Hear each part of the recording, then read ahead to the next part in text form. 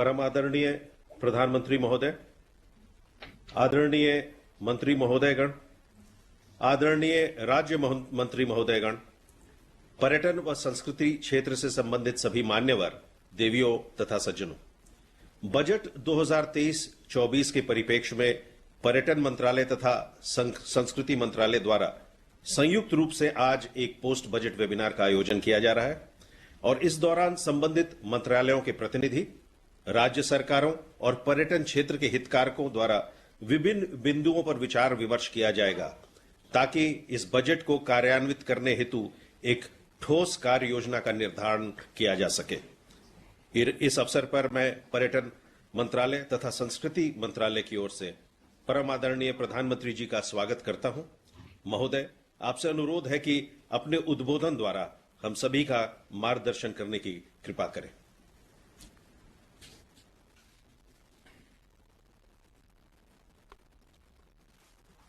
नमस्कार। इस वेबिनार में उपस्थित सभी महानुभावों का स्वागत है।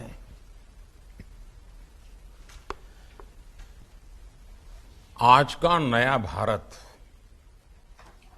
नए वर्क कल्चर के साथ आगे बढ़ रहा है।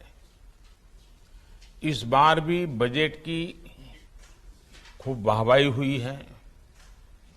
देश के लोगों ने इसे बहुत पॉजिटिव तरीके से लिया है। अगर पुराना वर्क कल्चर होता तो इस तरह के बजट वेबिनार्स के बारे में कोई सोचता ही नहीं। लेकिन आज हमारी सरकार बजट के पहले भी और बजट के बाद भी हर स्टेक होल्डर के साथ विस्तार से चर्चा करती हैं, उनको साथ लेकर के चलने का प्रयास करती है। बजट का मैक्सिमम आउटकम कैसे आए, बजट का इंप्लीमेंटेशन तय समय सीमा के भीतर कैसे हो, जो लक्ष्य बजट में तय किए गए हैं उन्हें प्राप्त करने में ये वेबिनार एक कैटलिस्ट की तरह काम करता है। आप भी जानते हैं कि मुझे हेड ऑफ द गवर्नमेंट के तौर पर काम करते हुए 20 साल से भी अधिक समय का अनुभव रहा है। इस अनुभव का एक निचोड़ ये भी है कि जब किसी नीतिगत निर्णय से सभी स्टेक होल्डर्स जुड़ते हैं तो रिजल्ट भी मनचाहा आता है, समय सीमा के भीतर आता है। हमने देखा है कि बीते कुछ दिनों में जो वेबिनार हुए उसमें हजारों लोग हमारे साथ जुड़े। दिन भर सब लोग मिलकर के बहुत ही गहन मंथन करते रहे और मैं कह सकता हूं कि बहुत ही महत्वपूर्ण सुझाव आए और आगे के लिए आए।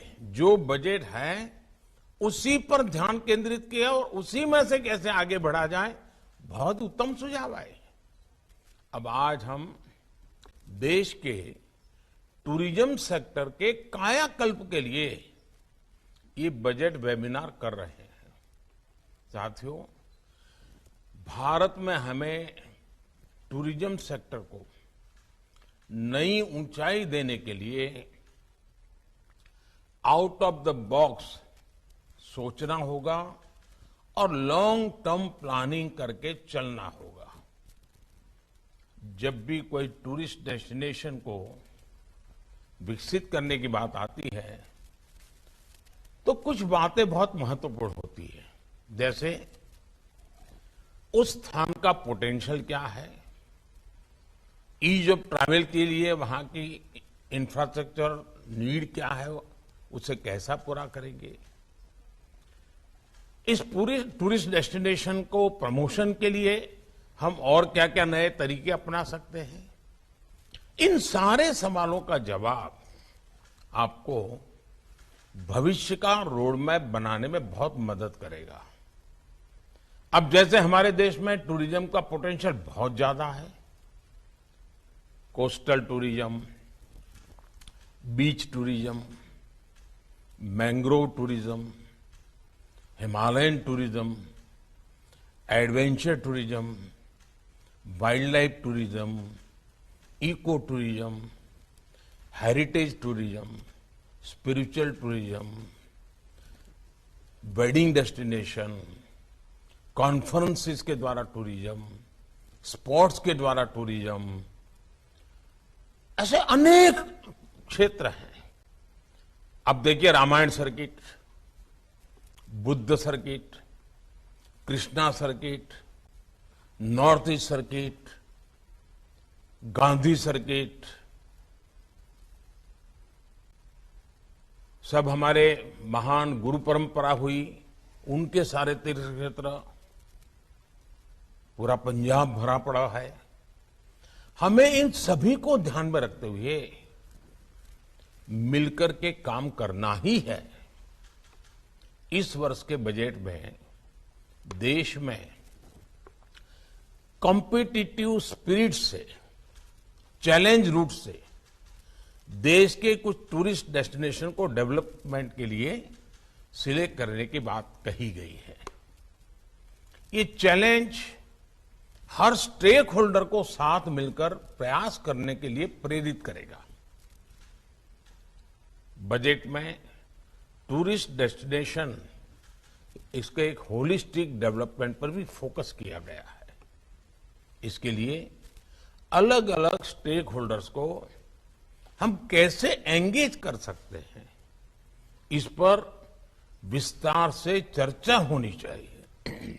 साथियों, जब हम टूरिज्म की बात करते हैं तो कुछ लोगों को लगता है कि एक फैंसी सा शब्द है, समाज के हाई इनकम ग्रुप से और उन्हीं लोगों को रिप्रेजेंट करता है। लेकिन भारत के संदर्भ में देखें तो टूरिज्म का दायरा बहुत बड़ा है, बहुत पुराना है। सदियों से हमारे यहां यात्राएं होती रही है।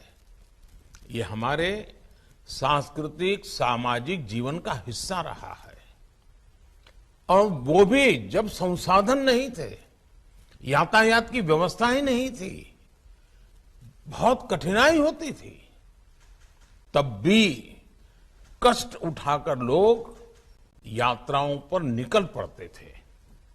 चार धाम यात्रा हो, 12 ज्योतिर्लिंग की यात्रा हो, 51 शक्तिपीठ की यात्रा हो, ऐसी कितनी ही यात्राएं हैं हमारे आस्था के स्थलों को जोड़ती थी। हमारे यहां होने वाली यात्राओं ने देश की एकता को मजबूत करने का भी काम किया है। देश के कितने ही बड़े बड़े शहरों की पूरी अर्थव्यवस्था, उस पूरे जिले की पूरी अर्थव्यवस्था यात्राओं पर ही निर्भर थी। यात्राओं की इस पुरातन परंपरा के बावजूद दुर्भाग्य ये रहा कि इन स्थानों पर समय के अनुकूल सुविधाएं बढ़ाने पर ध्यान नहीं दिया गया। पहले सैकड़ों वर्षों की गुलामी और फिर आजादी के बाद के दशकों में इन स्थानों की राजनीतिक उपेक्षा ने देश का बहुत नुकसान किया। अब आज का भारत इस स्थिति को बदल रहा है। जब यात्रियों के लिए सुविधाएं बढ़ती हैं तो कैसे यात्रियों में आकर्षण बढ़ता है, उनकी संख्या में भारी वृद्धि होती है। और ये भी हम देश में देख रहे हैं।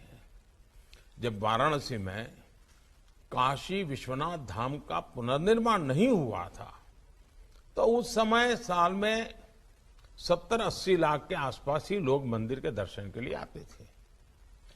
काशी विश्वनाथ धाम का पुनर्निर्माण होने के बाद पिछले साल वाराणसी जाने वाले लोगों की संख्या 7 करोड़ को पार कर गई है। इसी तरह जब केदार घाटी में पुनर्निर्माण का काम नहीं हुआ था तो वहां भी सालाना 4-5 लाख लोग ही दर्शन के लिए आते थे।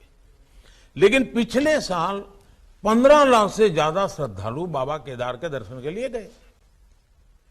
अगर मेरा गुजरात का पुराना अनुभव है, वहां का भी अनुभव आपसे शेयर करता हूं। गुजरात में पावागढ़ करके एक तीर्थ क्षेत्र है बड़ौदा के पास।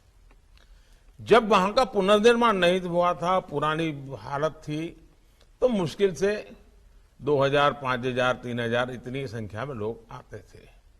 लेकिन वहां जीर्णोद्धार हुआ, कुछ इंफ्रास्ट्रक्चर बना, सुविधाएं बनी, तो उस पावागढ़ मंदिर के पुनर्निर्माण के बाद, नवनिर्माण के बाद करीब करीब 80,000 लोग वहां औसतन आते हैं। यानी सुविधाएं बढ़ी तो इसका सीधा प्रभाव यात्रियों की संख्या पर पड़ा। टूरिज्म को बढ़ाने के लिए उसके सराउंडिंग जो चीजें होती वो भी बढ़ने लग गई है। और ज्यादा संख्या में लोगों के आने का अर्थ है स्थानीय स्तर पर कमाई के ज्यादा अवसर, रोजगार, स्वरोजगार के ज्यादा मौके। अब देखिए, दुनिया की सबसे ऊंची प्रतिमा स्टैच्यू ऑफ यूनिटी का भी उदाहरण देगा। ये प्रतिमा बनने के बाद 1 साल के भीतर ही 27 लाख लोग उसे देखने के लिए पहुंचे। ये दिखाता है कि भारत के विभिन्न स्थलों में अगर सिविल एमेनिटीज बढ़ाई जाए, वहां डिजिटल कनेक्टिविटी अच्छी हो, होटल, हॉस्पिटल अच्छे हो, गंदगी का नामो निशान ना हो, बेहतरीन इंफ्रास्ट्रक्चर हो, तो भारत के टूरिज्म सेक्टर में कई गुना वृद्धि हो सकती है। साथियों, मुझे आपसे बात करते हुए अहमदाबाद शहर में कांकरिया तालाब है, उस कांकरिया लेक प्रोजेक्ट के विषय में भी कुछ करने का मन करता है। अब ये कांकरिया लेक प्रोजेक्ट शुरू होने से पहले वहां आमतौर पर लोग जाते नहीं थे, ऐसे ही वहां से गुजरना पड़े तो गुजरे, लेकिन वहां कोई जाता ही नहीं था। हमें वहां न सिर्फ लेक का रिडेवलपमेंट किया, बल्कि फूड स्टॉल्स में काम करने वालों को स्किल डेवलपमेंट भी किया। आधुनिक इंफ्रास्ट्रक्चर के साथ हमने वहां स्वच्छता पर भी बहुत जोर दिया। अब कल्पना कर सकते हैं कि आज वहां एंट्री फी होने के बावजूद भी औसतन प्रतिदिन 10,000 लोग मुलाकात करते हैं। ऐसे ही तरीकों से हर टूरिस्ट डेस्टिनेशन अपना एक रेवेन्यू मॉडल भी विकसित कर सकता है। साथियों, ये वो समय है जब हमारे गांव भी टूरिज्म का केंद्र बन रहे हैं। बेहतर होते इंफ्रास्ट्रक्चर के कारण हमारे दूर सुदूर के गांव अब टूरिज्म पर के मैप पर आ रहे हैं। केंद्र सरकार ने बॉर्डर किनारे पर बसे जो गांव है, वहां वाइब्रेंट बॉर्डर विलेज योजना शुरू की है। ऐसे में होम स्टे, छोटे होटल, छोटे रेस्टोरेंट हो, ऐसे अनेक बिजनेस के लिए लोगों को ज्यादा से ज्यादा सपोर्ट करने का काम हम सबको मिलकर के करना है। साथियों, आज एक बात मैं भारत आ रहे फॉरेन टूरिस्ट के संदर्भ में भी बताऊंगा। आज जिस तरह दुनिया में भारत के प्रति आकर्षण बढ़ रहा है, भारत आने वाले विदेशी टूरिस्टों की संख्या भी बढ़ रही है। पिछले साल जनवरी में सिर्फ 2 लाख विदेशी टूरिस्ट आए थे, जबकि इस साल जनवरी में 8 लाख से ज्यादा विदेशी टूरिस्ट भारत आए। विदेश से जो टूरिस्ट भारत आ रहे हैं, हमें उन्हें भी प्रोफाइल करके अपना टारगेट ग्रुप तय करना होगा। विदेश में रहने वाले वो लोग जिनमें ज्यादा से ज्यादा खर्च करने की क्षमता होती है, हमें उन्हें ज्यादा से ज्यादा संख्या में भारत लाने के लिए विशेष रणनीति बनाने की आवश्यकता है। ऐसे टूरिस्ट भले ही कम दिन भारत में रहेंगे, लेकिन ज्यादा राशि खर्च करके जाएंगे। आज जो विदेशी टूरिस्ट भारत आते हैं, वो औसतन $1,700 खर्च करते हैं, जबकि अमेरिका में इंटरनेशनल ट्रैवलर औसतन $2,500 और ऑस्ट्रेलिया में करीब $5,000 खर्च करते हैं। भारत में भी हाई स्पेंड टूरिस्ट को ऑफर करने के लिए बहुत कुछ है। हर राज्य को इस सोच के साथ भी अपनी टूरिज्म पॉलिसी में बदलाव करने की जरूरत है। अब जैसे मैं आपको एक और उदाहरण दूंगा। सामान्य तौर पर कहा जाता है कि सबसे ज्यादा किसी स्थान पर रुकने वाला जो टूरिस्ट होता है वो बर्ड वॉचर होता है। ये लोग महीनों महीनों किसी देश में डेरा डाले रहते हैं। भारत में इतने भांति भांति प्रकार के पक्षी हैं, हमें ऐसे पोटेंशियल टूरिस्ट को भी टारगेट करके अपनी नीतियां बनानी होगी। साथियों, इन सब प्रयासों के बीच आपको टूरिज्म सेक्टर की एक बेसिक चुनौती पर भी काम करना है। यह है हमारे यहां प्रोफेशनल टूरिस्ट गाइड की कमी। गाइड्स के लिए स्थानीय कॉलेजों में सर्टिफिकेट कोर्स हो, कंपटीशन हो। बहुत अच्छे नौजवान इस प्रोफेशन में आगे आने के लिए मेहनत करेंगे और हमें शानदार अनेक भाषा बोलने वाले अच्छे टूरिस्ट गाइड मिलेंगे। उसी प्रकार से डिजिटल टूरिस्ट गाइड भी अब तो अवेलेबल है, टेक्नोलॉजी का उपयोग करके भी कर सकते हैं। किसी एक विशेष टूरिस्ट डेस्टिनेशन में जो गाइड काम कर रहे हैं, उनकी एक स्पेसिफिक ड्रेस या वर्दी भी होनी चाहिए। इससे लोगों को पहली नजर में ही पता चला जाएगा कि सामने वाला जो व्यक्ति है वो टूरिस्ट गाइड है और वो हमारी इस काम में मदद करेगा। हमें ये याद रखना होगा कि जब कोई भी टूरिस्ट किसी स्थान पर पहुंचता है तो उसके मन में सवालों का भंडार भरा होता है। वो अनेक सवालों के तत्काल समाधान चाहता है। ऐसे में गाइड उन सभी सवालों के जवाब खोजने में उनकी मदद कर सकता है। साथियों, मुझे विश्वास है इस वेबिनार के दौरान आप टूरिज्म से जुड़े हर पहलू पर गंभीरता से विचार करेंगे। आप बेहतर सॉल्यूशन के साथ सामने आएंगे। और मैं एक और बात कहना चाहता हूं। जैसे टूरिज्म के लिए हम मान लीजिए हर राज्य एक या दो बहुत ही अच्छे टूरिस्ट डेस्टिनेशन पर जोर लगाता है, तो एक शुरुआत कैसे कर सकते हैं? हम तय करें कि भाई स्कूल से बच्चे जो टूरिस्ट के रूप में निकलते हैं, हर स्कूल टूरिस्ट करते ही हैं, यात्रा के लिए निकलते ही हैं, 2 दिन 3 दिन के कार्यक्रम बनाते हैं। तो आप तय कर सकते हैं कि भाई फलाने डेस्टिनेशन में शुरू में पर डे 100 लोग स्टूडेंट्स आएंगे, फिर पर डे 200 आएंगे, फिर पर डे 300 आएंगे, फिर पर डे 1000 आएंगे। अलग अलग स्कूल के आए वो खर्चा करते ही हैं। यहां जो लोग हैं उनको लगेगा कि इतनी बड़ी संख्या में लोग आ रहे हैं, चलो ये व्यवस्था खड़ी करो, ये दुकान खड़ी करो, पानी की व्यवस्था करो, अपने आप शुरू हो जाएगा। अगर मान लीजिए हमारे सभी राज्य तय करें कि नॉर्थ ईस्ट के अष्टलक्ष्मी हमारे 8 राज्य हैं, हम हर वर्ष 8 यूनिवर्सिटी हर राज्य में तय करें और हर यूनिवर्सिटी नॉर्थ ईस्ट के एक राज्य में 5 दिन 7 दिन टूर करेगी, दूसरी यूनिवर्सिटी दूसरे राज्य में टूर करेगी, तीसरी डेस्टिनेशन टूर। आप देखिए आपके राज्य में 8 यूनिवर्सिटी ऐसी होगी जहां के हमारे युवकों को नॉर्थ ईस्ट के 8 राज्यों का पूरा आता पता होगा। उसी प्रकार से आजकल वेडिंग डेस्टिनेशन एक बहुत बड़ा बिजनेस हुआ है, बहुत बड़ा टूरिस्ट डेस्टिनेशन बन रहा है। विदेशे तो लोग जाते हैं, क्या हमारे राज्यों में वेडिंग डेस्टिनेशन के रूप में स्पेशल पैकेज घोषित कर सकते हैं? और मैं तो कहूंगा कि हमारे देश में एक वातावरण बनाना चाहिए कि गुजरात के लोगों को लगना चाहिए कि भाई 2024 में अगर हमारे यहां से शादियों के लिए वेडिंग डेस्टिनेशन होगा तो तमिलनाडु में होगा और तमिल पद्धति से हम शादी करवाएंगे।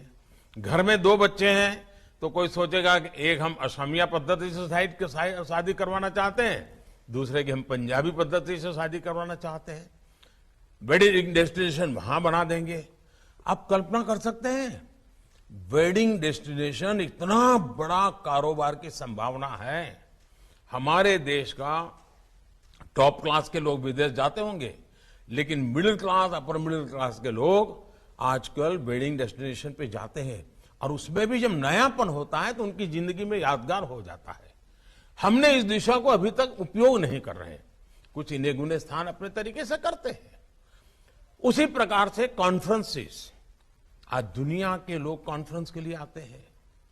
हम ऐसा इंफ्रास्ट्रक्चर तैयार करें, पब्लिक प्राइवेट पार्टनरशिप से करें, लोगों को कहें, जमीन की कुछ ऐसी व्यवस्थाएं करें, तो कॉन्फ्रेंसेस के लिए लोग आएंगे तो वो होटल में भी रुकेंगे, हॉस्पिटैलिटी इंडस्ट्री भी बढ़ेगी, यानी एक पूरा इकोसिस्टम डेवलप हो जाएगा।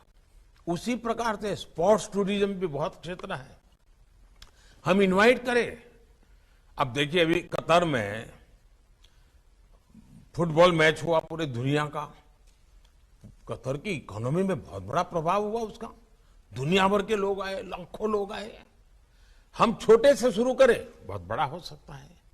हमें इन तरीकों को ढूंढना होगा, उसके लिए फिर इंफ्रास्ट्रक्चर, शुरू में लोग आए ना आए, हम अपने स्कूल के बच्चों, कॉलेज के बच्चों, हमारे सरकार की मीटिंगों के लिए वहां जाना, अगर हम अपने एक डेस्टिनेशन को महत्व देना शुरू करेंगे तो अपने आप और लोग भी आना शुरू करेंगे और फिर वहां की व्यवस्थाएं बनेगी। मैं चाहता हूं कि भारत में कम से कम 50 टूरिस्ट डेस्टिनेशन ऐसे हमने डेवलप करने चाहिए कि दुनिया के हर कोने में पता हो कि अगर भारत जाते हैं तो इस जगह पे तो जाना ही चाहिए। हर राज्य को गर्व होना चाहिए कि दुनिया के इतने देश के लोग मेरे यहां आते हैं। दुनिया के इतने देशों को हम टारगेट करेंगे, हम वहां की एम्बेसी को लिटरेचर भेजेंगे, वहां की एम्बेसी को हम कहेंगे कि देखिए आप टूरिस्टों के लिए मदद चाहते हैं तो हम ये मदद करते हैं। हमें पूरी व्यवस्था, हमारे जो टूर ऑपरेटर्स हैं उनसे भी मेरा आग्रह है कि आपको नए सिरे से सोचना होगा। हमें हमारी एप्स, हमारा डिजिटल कनेक्टिविटी, इन सब को बहुत आधुनिक बनाना होगा और हमारा कोई टूरिस्ट डेस्टिनेशन ऐसा नहीं होना चाहिए जिसकी ऐप यूएन की सभी लैंग्वेजेज में ना हो और भारत की सभी लैंग्वेजेज में ना हो। अगर मैं सिर्फ अंग्रेजी और हिंदी में हमारी वेबसाइट बना देंगे तो संभव नहीं हो। इतना ही नहीं, हमारे टूरिस्ट डेस्टिनेशन पर साइनेज सभी भाषाओं की होनी चाहिए। अगर तमिल का कोई सामान्य परिवार आया है, बस लेकर के चला है और वहां पर उसको तमिल में अगर साइनेज मिल जाते हैं तो वो बड़ी आसानी से पहुंच जाता है। छोटी छोटी चीजें हैं जी। हमने एक बार अगर इसके महात्मा को समझेंगे तो हम अवश्य रूप से टूरिज्म को वैज्ञानिक तरीके से आगे बढ़ा सकते हैं। मैं आपसे आशा करता हूं कि आज के इस वेबिनार में बहुत विस्तार से चर्चा करिए और रोजगार के बहुत सारे अवसर जैसे एग्रीकल्चर में है, जैसे रियल एस्टेट डेवलपमेंट और इंफ्रास्ट्रक्चर में है, टेक्सटाइल में है, उतनी ही ताकत टूरिज्म के अंदर रोजगार की है। बहुत अवसर है। मैं आपको निमंत्रण देता हूं और आपको इस आज के वेबिनार के लिए बहुत शुभकामनाएं देता हूं। बहुत बहुत धन्यवाद।